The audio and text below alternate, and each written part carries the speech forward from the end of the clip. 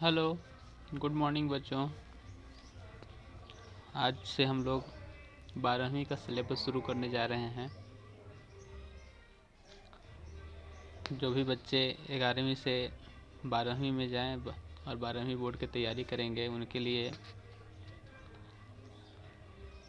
ये सिलेबस शुरू किया जा रहा है।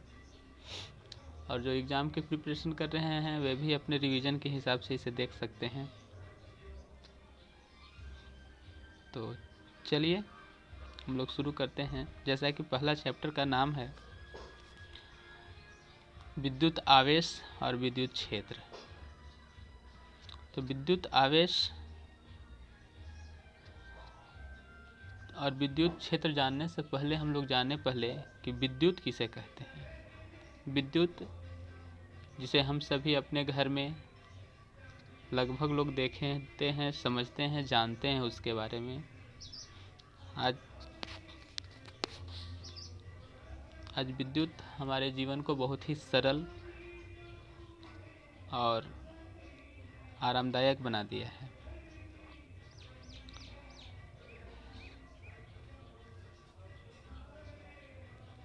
हम लोग विद्युत कहें तो आज विद्युत बटन में सीमित हो गया है। किसी भी कार्य को करने के लिए हम लोग बटन दबाते हैं और वो कार्य संपन्न हो जाता है। यह हमें आराम देने के हिसाब से भी बहुत ही गजब का आविष्कार है। तो पहले देखते हैं, जैसा कि परिभाषा में लिखा हुआ है, विद्युत उस अज्ञात राशि का नाम है जिसके कारण किसी वस्तु में उत्पन्न हल्के पदार्थों को आकर्षित करने का गुण आ जाता है। मतलब हर एक बड़ा वस्तु छोटा वस्तु को अगर आकर्षित करे तो हम वहाँ कह सकते हैं कि इसमें कुछ गुण है, जो गुण का नाम होगा विद्युत। इसका खोज थॉमसन ब्राउन ने किया था। अब उसमें हम बात करेंगे कि वैद्युतिकी क्या होता है। तो जैसे भौतिकी में हम लोग जो विद्युत पढ़ रहे हैं, वो विद्युत कब उत्पन्न होता है? तो वो विद्युत आवेशों के कारण उत्पन्न होता है। अब आवेश क्या होता है? तो लगभग आप लोगों ने पिछले क्लास में 9th में 10th में आप लोगों ने पढ़ा है आवेश के बारे में। और आवेश आप लोग जानते हैं कि आवेश दो प्रकार के होते हैं, धन आवेश और ऋण आवेश। तो जहाँ पे हम लोग आवेशों का अध्ययन करते हैं उसे हम लोग वैद्युतिकी कहते हैं। आवेशों के अध्ययन को जिस अध्याय में पढ़ा जाता है उसे हम लोग वैद्युतिकी कहते हैं। अब उसमें आता है कि स्थिर विद्युतिकी किसको कहते हैं। तो उसमें कहा जाता है कि भौतिक विज्ञान की वह शाखा जिसके अंतर्गत स्थिर आवेश, मूवमेंट वाला नहीं, चलने वाला नहीं, स्थिर आवेश के बारे में, स्थिर आवेश के क्रियाओं के बारे में, उनके कणों के बारे में अध्ययन जहाँ किया जाता है उसे हम लोग स्थिर विद्युतिकी कहते हैं।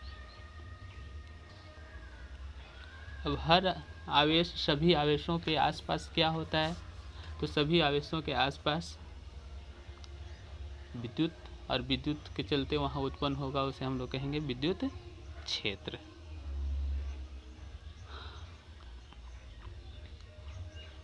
विद्युत क्षेत्र कहते हैं।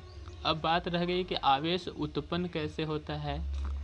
तो आवेश को उत्पन्न होने के लिए सबसे पहला तो एक सिंपल सा बात हम लोग जान सकते हैं, घर्षण।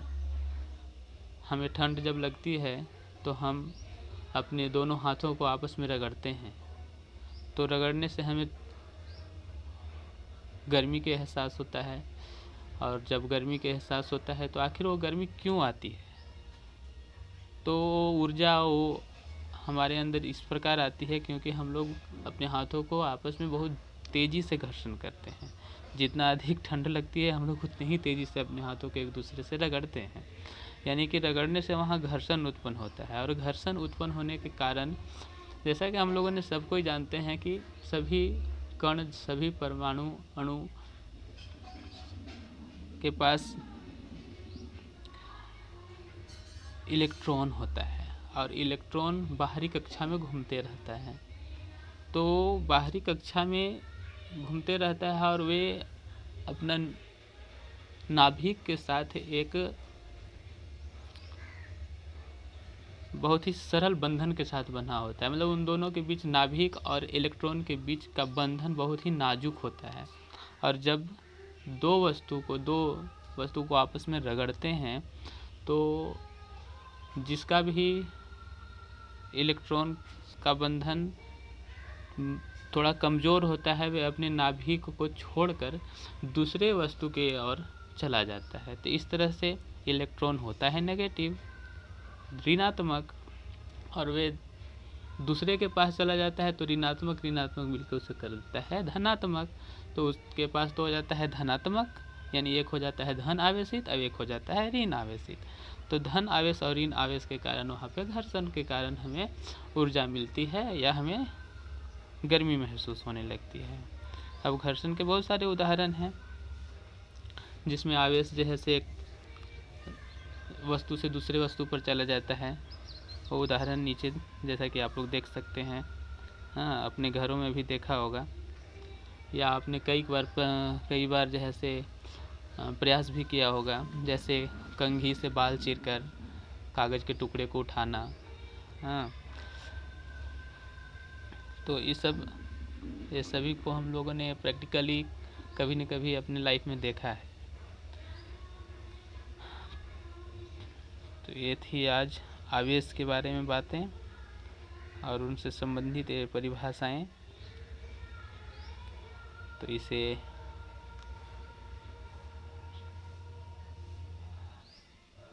आराम से पढ़ लें और पढ़ने के बाद इसे नोट करते चलें, ज़्यादा बेहतर होगा।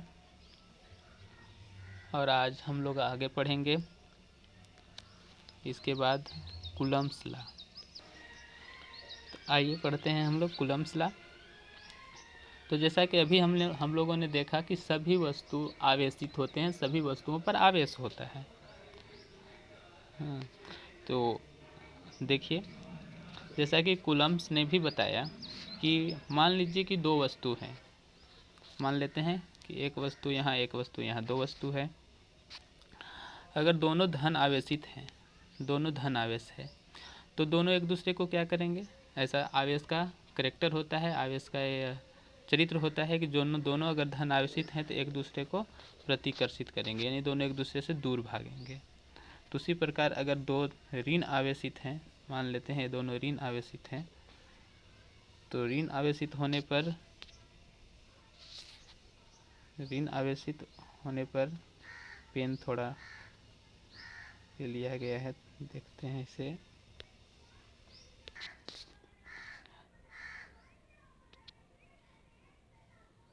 हाँ, तो चलिए, हम लोग बात कर रहे थे कि अगर दो आवेश धन आवेशित हैं, दो आवेश कैसे हैं? धन आवेशित हैं, तो एक दूसरे को प्रतिकर्षित करेंगे। और दो आवेश अगर ऋण आवेशित हैं, मान लेते हैं कि दो आवेश अगर ऋण आवेशित हैं, दोनों के दोनों ऋण आवेशित हैं, तो ये भी एक दूसरे को क्या करेंगे?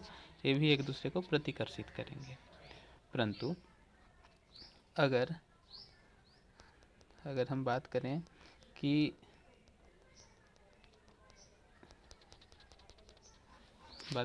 एक आवेश धन आवेशित हो और दूसरा आवेश ऋण आवेशित हो, तो क्या होगा?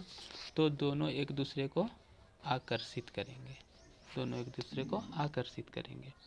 तो इस तरह से ये जो फंक्शन है, ये जो कार्य है, क्यों इस तरह से हो रहा है? क्योंकि ये आवेश के कारण हो रहा है।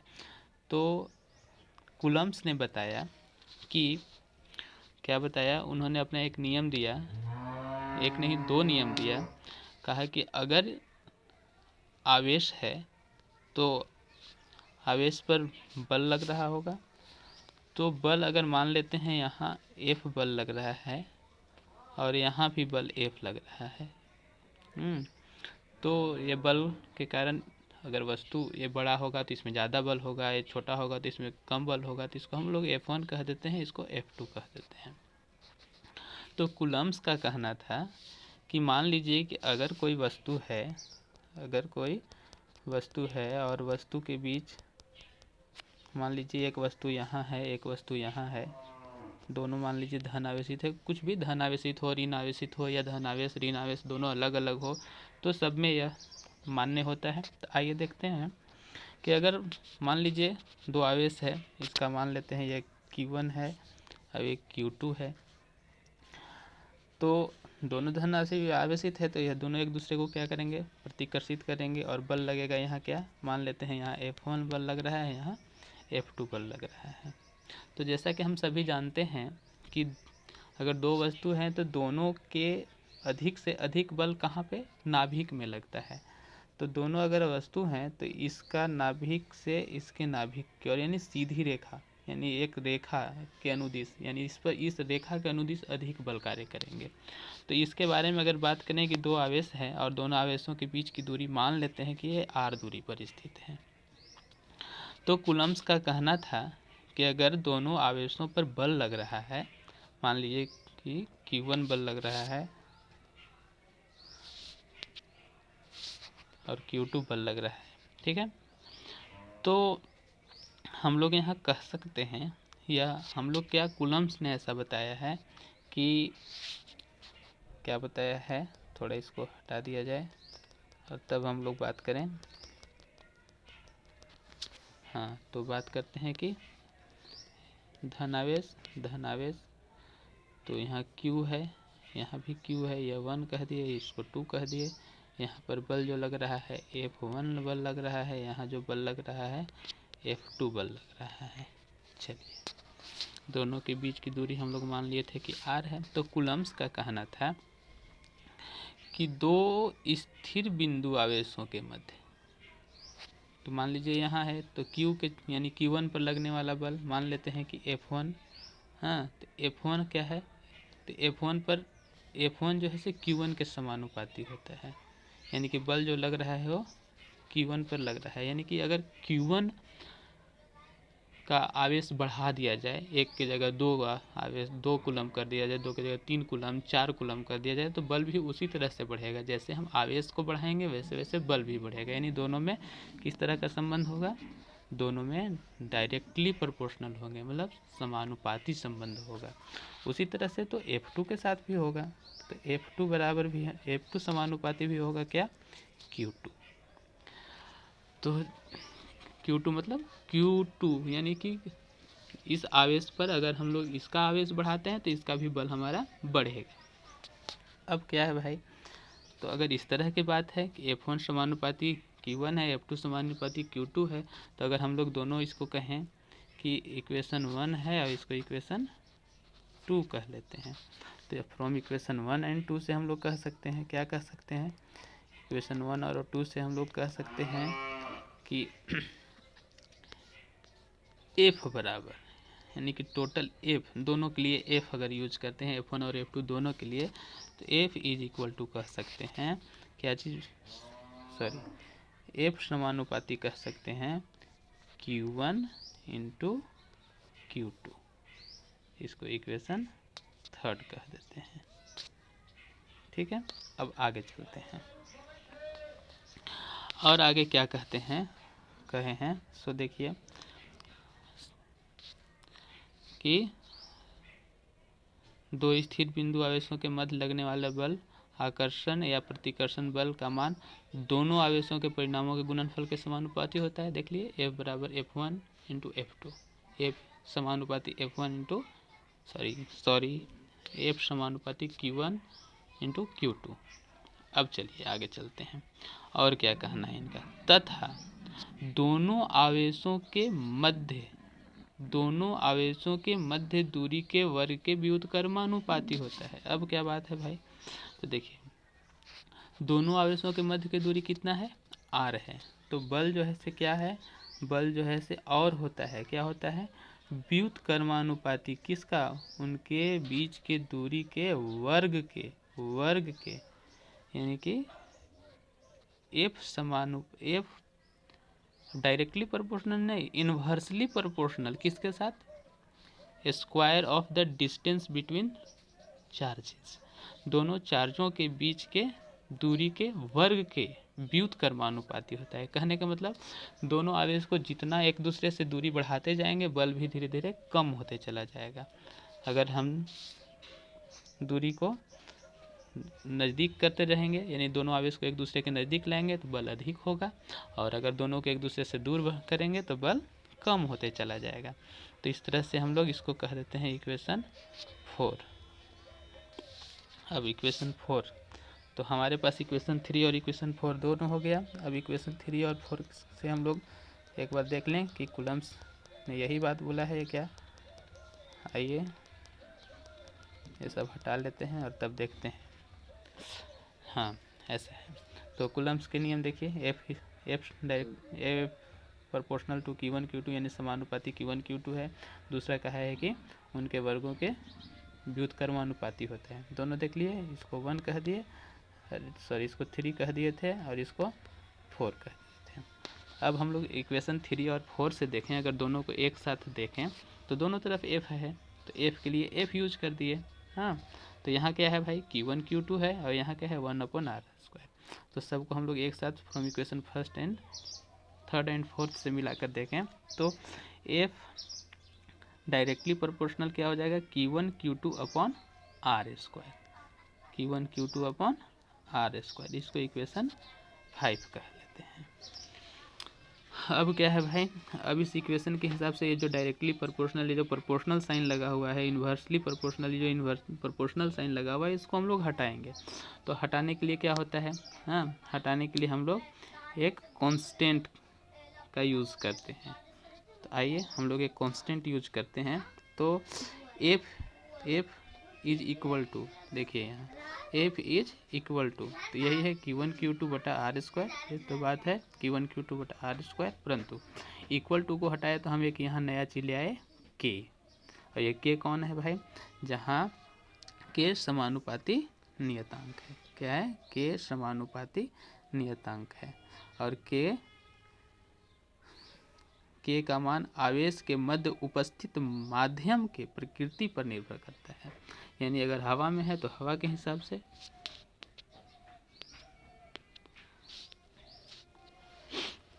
अब आगे देखते हैं। तो F is equal to Q1 Q2/r²।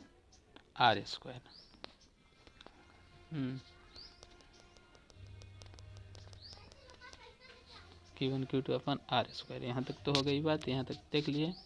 जहाँ के क्या है, समानुपाती है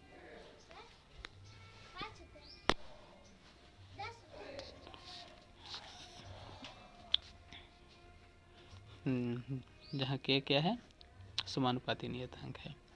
के का मान किस पर निर्भर करता है, माध्यम पर। अगर वह हवा में है तो हवा का, पानी में है पानी का, ना जिस तरह के माध्यम में रखा हुआ है उस तरह पर निर्भर करेगा। चलिए अब उनके लिए कुछ शर्तें हैं। क्या शर्त है भाई, पहला शर्त देखते हैं।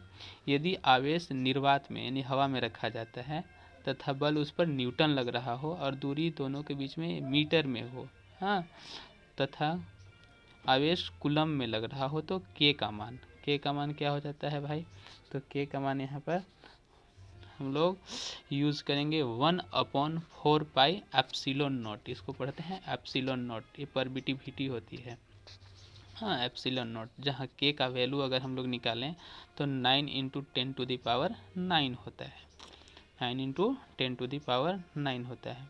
तो इस तरह से अगर हम लोग पूरे इस कंप्लीट इक्वेशन को लिखना चाहें तो हम लोग लिख सकते हैं। क्या लिख सकते हैं भाई, ये सब शर्तें हैं, इसे देख लीजिएगा, और आपको जो बातें हमने बोला है वही बातें इसमें लिखी गई है कि आवेश अगर जैसे हवा में रखा हो, निर्वात में रखा हो, पानी में रखा हो, जैसे जैसे माध्यम, जिन माध्यम में रखा जाता है उसका, उस पर परमिटिविटी उस तरह का यूज़ होता है। तो अगर इसका हम लोग फाइनल इक्वेशन के पास पहुँचे तो क्या मिला था हम लोग को, एफ इज इक्वल टू, जैसा कि हम लोग ऊपर में देखे थे, एफ इज इक्वल टू के Q1 Q2/r²। अगर हम लोग के का वैल्यू इसमें रख देते हैं तो हमको मिलता है क्या भाई, के का वैल्यू है क्या, 1/4πε0। तो सबको मिलाकर अगर हम लोग लिखना चाहें तो हम लोग लिखेंगे 1/4πε0, ये तो k का वैल्यू हो गया। हाँ, और Q1 Q2 upon r square, तो F इज इक्वल टू था हमारे पास Q1 Q2 upon r square, और k का वैल्यू था 1 यहाँ देख लीजिए k का वैल्यू है 1/4πε0। तो इसका यूज़ करेंगे तो यहाँ हो जाएगा, हाँ, F बराबर हम लोग लिखेंगे 1/4πε0, और साथ में है Q1 Q2 upon r square.